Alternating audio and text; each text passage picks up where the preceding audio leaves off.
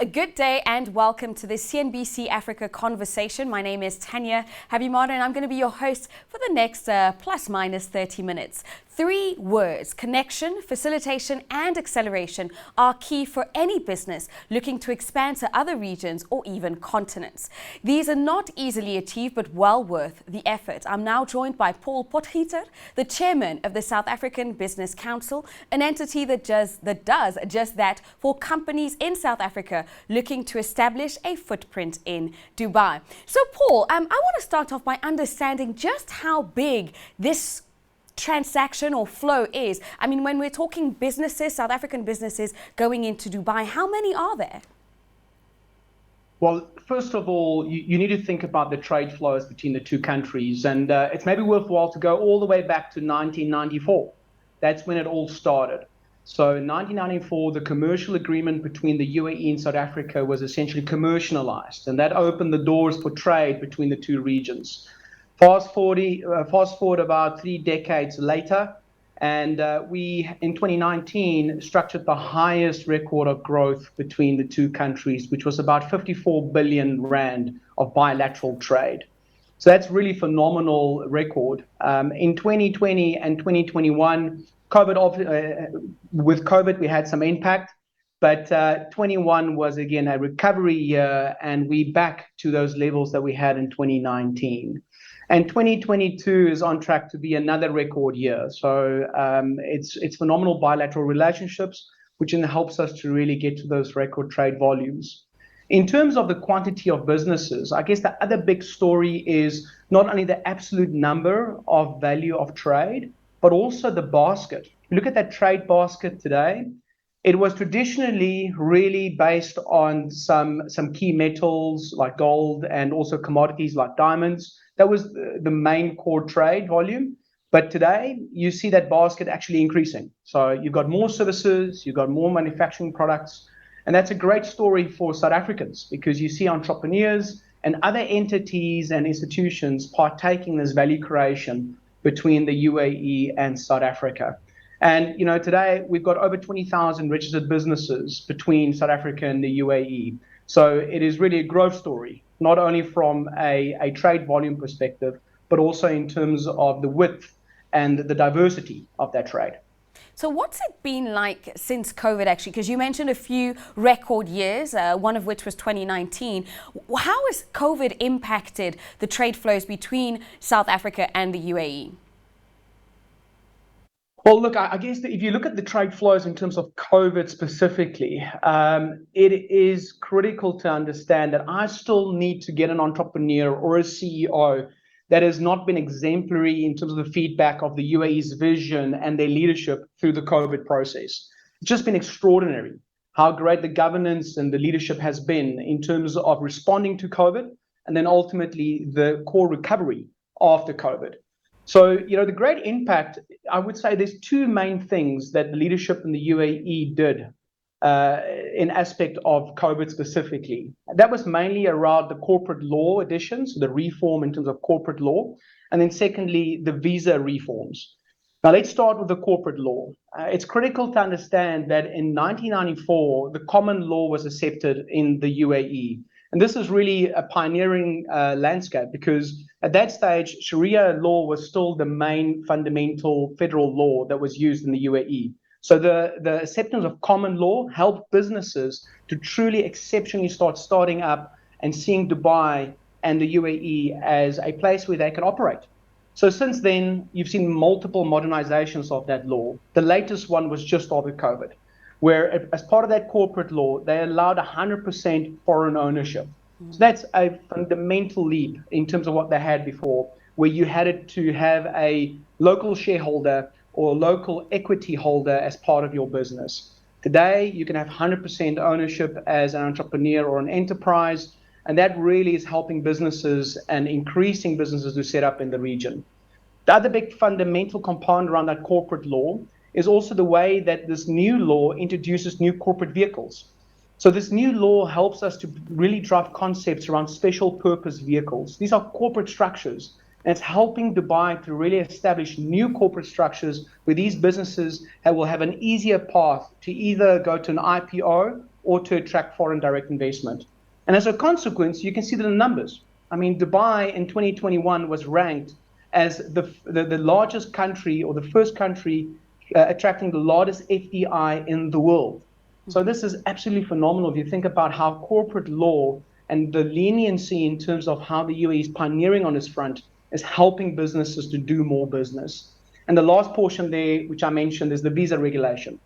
Within COVID and after COVID, the UAE recognized that to attract talent and to keep talent, they need to refocus and reform the visa policies. So what you've seen is the introduction of multiple golden visa, green visa schemes, which are at a cornerstone focused on getting talent and keeping talent in the main region. And this is, once again, just another example of how they're modernizing and how they're thinking about not only the short term, but the longer term type of value creation that's really required for entrepreneurs and enterprises to flourish in the region.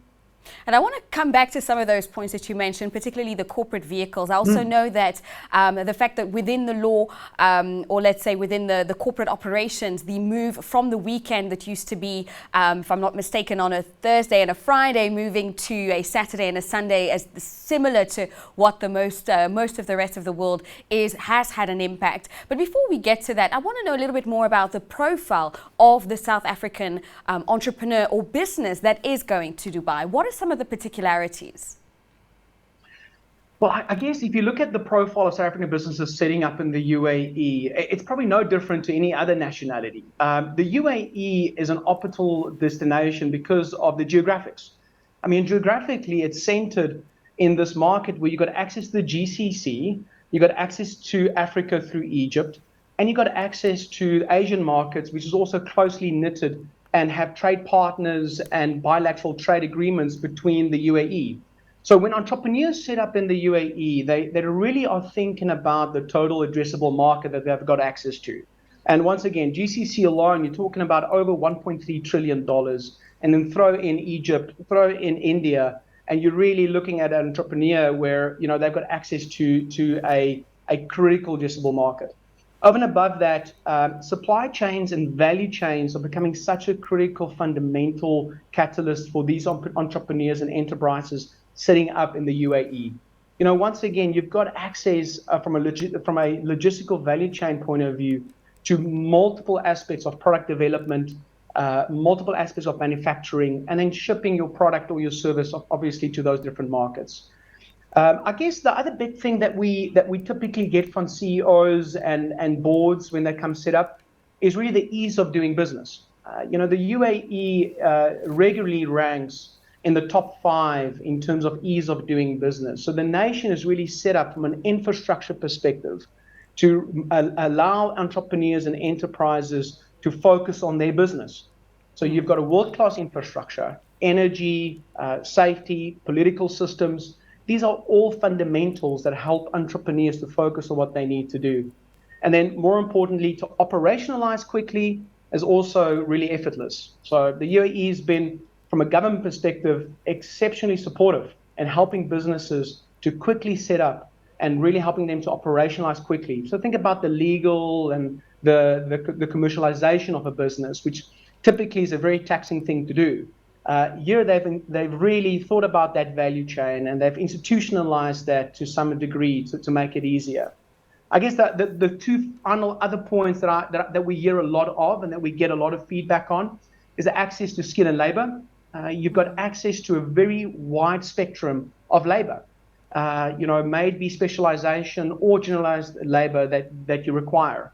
So, there, if you look at the demographics, again, it's very wide and very deep. So it allows really entrepreneurs to tap into that type of differentiator. And ultimately, it all culminates into some social and political stability that all businesses are looking for. So the context, the environment that they have in the UAE really helps to amplify them focusing on what they do best. And that's to create value with the products or the services that they need to ultimately take to market. Now, one reason that we have heard a lot for businesses looking to go into the UAE and Dubai specifically is that of taxation and the preferential taxation statuses that business owners can have. Is this still the case? Well, The UAE has always been a low taxation country. From a corporate perspective, there has been no corporate tax, and then from a income tax perspective, there remains no income tax. But from 2018, you started to see the UAE government introducing some reform from a tax perspective. And 2018 was the first year that you saw VAT being introduced. So there was a 5% VAT that companies could start adding on to their products and services. And from 2023, there will be an introduction of corporate tax. Now, the UAE still remains one of the lowest tax regions in the GCC. So the corporate tax will around be 9%. But I guess the other takeaway is not only the 9% corporate tax, it's the fact that the UAE is getting ready to globalize even more. So as you see these different corporate structures being introduced and the modernization of tax laws coming into fruition as well, all these factors are leading indicators that the government is ultimately introducing more modernized process and protocols to allow for more foreign direct investment to ultimately come into the country. Is this where we see innovations or projects such as Media City and the drive towards attracting more digital businesses into Dubai? Well, yes. Dubai has been phenomenal in terms of being digitally ready, and they're attracting a lot of digitally focused capital coming into the city itself. And that's mainly because of two forces. I mean, first of all, you need to look at government once again. Government is spearheading a lot of incubation and accelerating centers to allow startups to truly scale up. And the one fundamental thing here is that these companies are digital first companies. Their product and their services mix is really focused on digital services. The other part that you also see besides government is the fact that there's a lot of foreign direct investment coming into Dubai. And we talked about it a bit earlier. But this is truly something that needs to be solidified, is that Dubai is attracting the most foreign direct investment in 2021 in the world. That is mainly coming from the US and is mainly going into technology services.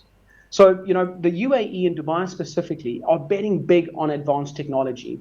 And if you look at why that bet is so big, it's once again the B2C type of businesses rely on digital technologies to change that client journey and the way that end consumers are essentially buying products.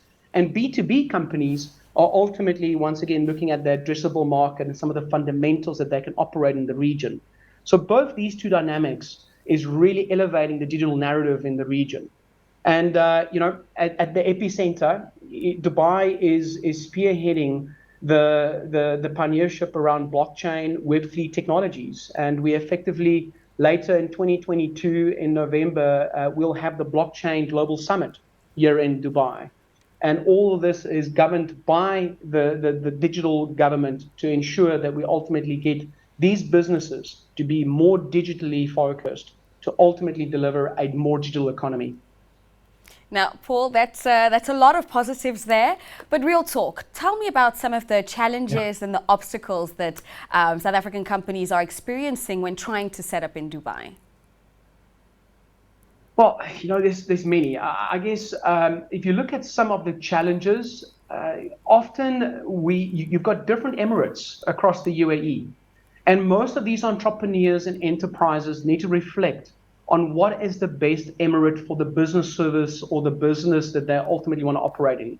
Each of these different emirates really provide a different value proposition. Now, we have spoken a lot about Dubai, and Dubai is probably top on the list when it comes to a business that is digitally focused, that is focused on manufacturing of advanced technology, or is focused on the big industries that Dubai is going after, which is health, science, and also logistics. But there's also 6 other emirates, and these emirates are all competing and differentiating and being very competitive on attracting businesses to come set up in their specific regions. But that just gives you a bit of a spectrum of these businesses need to reflect on which of these regions will be best fit for them. The other big dynamic or challenge is the demographics again, in terms of just if you look at the landscape around demographics, you've got a very diverse culture. You've got about 200 different nationalities operating in the UAE. And each of these dynamics as an entrepreneurial enterprise You need to reflect on how you look at visa regulations, HR policies, and how you ultimately govern this diverse spectrum of cultures. And I guess the final challenge that we deem is quite critical, and we give advice to CEOs and board members on a daily basis, is you need to rethink your way of working capital management. The region still requires significant cash flow to operate. And that's a combination of the fact that it's so competitive, and you need to rethink about how you look at your product in terms of differentiation and relevancy. But ultimately, when you start operating the business, cash flow management is fundamental. And this is mainly because of debtors. You still see a lot of exorbitant debtors days, and the payment life cycle is still something that needs a lot of optimization in the region. So a lot of companies need to have access to credit. They need to have access to capital structure where they have OPEX models to allow them to truly operate the business. I guess those are not unique challenges, but they are in some way amplified in the region. And we find a lot of CEOs, entrepreneurs navigating those extremely well. So in terms of operating capital, what do you recommend to incoming businesses? Well, look, it depends on industry, it depends on the nature of business, but fundamentally, we see that the financial system requires a lot of diligence from entrepreneurs or shareholders when they set up in the UAE. So you need to have access to the right levels of credit, and more importantly, you need to have access to the right type of operations to manage your working capital, especially around the debtors days and the commercial businesses that you do. Now, look, that's also changing. I guess it depends the nature of the business, because we see in the digital businesses we spoke about earlier, they don't necessarily have, certain goods or certain services that are delivered in a milestone fashion that potentially change the risk profile of these businesses. The new businesses, the unicorns that we're seeing in the region, those businesses are software developed and software delivered, and they really optimized for digital services. And those, obviously, with the type of business models that they introduce, a lot of these challenges that we've spoken about in terms of working capital, those things are in some way de-risked. Loan facilities, the ability to be able to have access to capital that will allow you to grow. What is Dubai, or let's extend to the UAE's policy in terms of credit facilities to foreign-owned or foreign-managed entities? Well, this is where there's been significant reform as well. As the corporate law has been changing and keeping up with modern times, we've also seen the financial system taking a reboot. And it's been one of the largest barriers in the region has been the financial system, the ability to set up a credit facility, the ability to get the type of credit controls in the region for enterprises to operate. And I guess you see an influx of, first of all, global banks setting up in the likes of the UAE, especially in the financial centers that we've now established in the UAE as well. And these global banks, with the main support of local banks, are changing their credit offerings into the region. So you're seeing, I would say, before all the macro developments that we have now currently in the world and the global landscape, before that, you saw a larger and a bigger ecosystem around credit, and especially how companies can ultimately get into loan facilities in the region. Now, we've touched on quite a few different points, but it very much paints a picture of an enabling environment for entrepreneurs, for business owners. I'd like to know, though, what are some of the common mistakes that South African business owners make when coming into the UAE? Well, common mistakes is once again that planning for short-term versus long-term. So, you need to be, from a shareholder and from a board perspective, you need to be able to think about the short-term and the long-term in terms of operating in the UAE and using the UAE as a beachhead potentially into the rest of the GCC or Middle East countries and also into Africa. I guess some of the big challenges can relate to the business culture. Can also relate in terms of the type of competition that you see in these markets. For example, in the UAE, you're mainly operating in a global market. 90% of the businesses in Dubai are small, medium enterprises. They create 40% of the jobs. But these small and medium enterprises are very lean. They are very competitive, and they are able to turn around and be very innovative. So if you are a incumbent coming from South Africa or any other global market into the likes of the UAE, and your main target market is going to be Dubai, you need to understand some of the key market forces and some of the differentiating forces that you need to ultimately transcend to create a sustainable business. And I would summarize those as it's a very competitive market. Typically, a lot of enterprises underestimate how competitive it is. There is a very cultural diverse market. So if you think about reaching the consumer, you need to reflect on your cost of acquisition of the client. That's probably exorbitant in Dubai in many times. So you need to reflect on that value chain as well. And then finally, the big mistakes is really around how you ultimately think about operating the business to some of the financial instruments you need and some of the risk factors that you need to transcend. And I mean, the fact that it's 90% SMEs operating, I didn't know that. That's quite surprising to me, because I guess the perception is that you think Dubai, you think the Emirates, you're thinking, big business, you're thinking multinationals, but understanding that it's 90% small businesses is quite surprising. I'd be quite curious to hear from you. What are some of the other uncommon, surprising, let's say, benefits to operating in Dubai?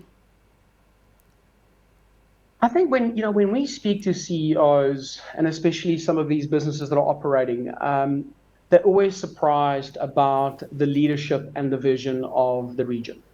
It is a reoccurring theme. If you look at the next 50 years of the UAE, there's 10 principles that the Supreme Committee and ultimately the Executive Committee and the whole government galvanizes around. And that means that you have a country that's fundamentally focused on those 10 principles. And as a consequence, you have the business community and the social community ultimately clustering around these principles. And I guess I find entrepreneurs and CEOs very surprised how that bold leadership is helping their businesses to ultimately succeed and pioneer in this market. I guess the other surprising factor is, if you double click on that a bit more, the programs and initiatives that the government ultimately puts in to help SMEs and enterprises to succeed. So you'll see a lot of increase in terms of private-public partnerships, where the government is essentially looking at the private sector to enhance their ultimate service delivery to the citizens. So it's a big bet that private sector needs to be a catalyst to the solution that's required for the next 50 years in the UAE to continue to be relevant and differentiated in this global market. And I guess also the CEOs are always surprised around the storytelling. The UAE is rich in culture, rich in terms of what has transpired the last 5 decades, the stories that come with it. And as CEOs start operating in the region, start succeeding in the region, they always look back. And I guess they see how these stories and these narratives help them ultimately to shape the businesses that they have and the value creation that they ultimately have delivered. Great. So in closing, I'd like to get your top tips for businesses wishing to enter the market. Well, the top tips, depending if you're B2B or B2C, we touched on some of them already, but I would say if you are thinking about B2C type of markets, you need to understand that in UAE, we've got very digitally connected consumers. You've got one of the highest proliferations of internet connectivity across the region and across the world here in the UAE. So more than 96% of people are connected using their mobiles to acquire service, to buy services, and to interact with your business. So you really need to understand that client journey. You need to understand the cost of acquisition of those clients, because ultimately that impacts your margin structure of how you operate the business. If you're more in the B2B sector, I guess the main takeaway there is you need to think about the target operating model and the target market across how you would leverage the UAE to interact into other regions, how you would expose your business to those regions, and some of the fundamental mechanisms that we spoke about in terms of how you think about credit facilities, working capital management, and really driving a lean business. Over and above that, use the mechanisms and all the models that are available There's a lot of company formation models available. You've got a lot of companies that are making their existence on helping key companies set up in the UAE. And then you've got the likes of South African Business Council with Dubai Chambers. These type of institutions are fundamentally there to facilitate and accelerate businesses to operate in the region. And these institutions, we get up each day caring about how can we help entrepreneurs and enterprises to be more successful by interlocking into the right programs, getting access to the right supply chain or value chains in the region, and ultimately, getting access to the right type of networks to scale the business. So, I guess it's a combination of all those components that will be top tips. Because if you do those right, you should de-risk yourself and ultimately be able to see some growth. Okay, that's pretty good. I'm gonna sneak in a last tiny question. You mentioned earlier new corporate vehicles. Which one is the most exciting for you, and what type of business would best benefit from it? Very briefly. Well, if you look at these new corporate vehicles coming in, I think there's a lot of excitement around the SPAC community. So these SPACs allows for a different level of acquisition and allows for a different level of investment model. And traditionally, the only way that private capital could get access to these type of investment opportunities was through the public markets. So you needed to be either investor going to public markets or being able, as an institution, to get access to some level of investment through an IPO. A SPAC allows the investors and really the man on the street to have access to a different investment model. And this really brings for me fold on two matters.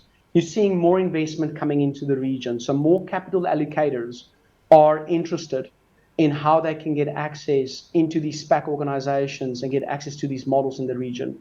And then that access brings in essentially more capital allocation.